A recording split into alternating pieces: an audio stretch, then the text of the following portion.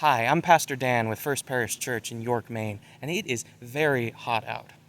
Clearly, I can't be satisfied. Either it's too cold and too wet, or too hot and too dry, or it's both hot and wet at the same time, and every time I walk outside, I feel like I'm breathing through a thick, soaked washcloth. I can't be happy with either of these things. Why can't the world just be like perfect, straight down the middle, you know? But I have to remember that all of these extremes and all of these different moments, even these different seasons like spring and summer and fall and winter, each of those has a purpose, right?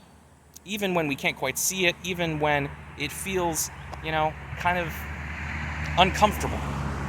I'm out here right now and the sun is beating down, and I'm glad I put on sunscreen because the sun can be a pretty dangerous thing. And yet I know that there's a purpose for this season.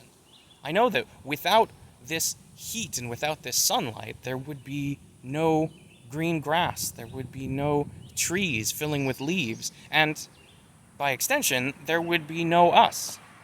Just like I know that the wintry season, the cold season, this time of snow and chill and slumber is also important for the life of the planet. All these different moments in life have purpose, even if we can't quite see it, even the difficult ones.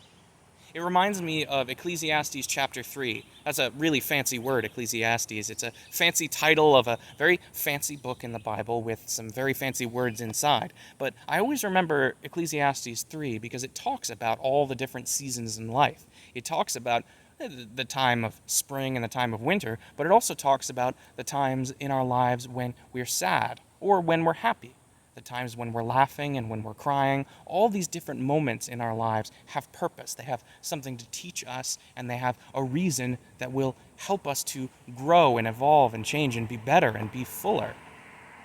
And so what I think that we can learn from both Ecclesiastes and from the seasons that we face in the world and in our lives, even the uncomfortable ones, even the ones where we can't see a purpose, what we can learn is that we too have purpose. Just like all of those seasons, there's a reason for you, there's a purpose for you, there's something that God created you for that this world needs.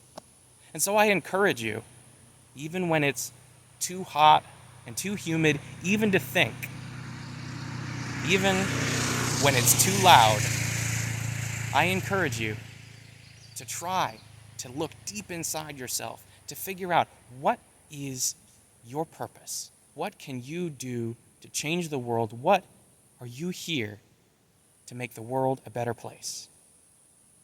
Thanks for stopping by.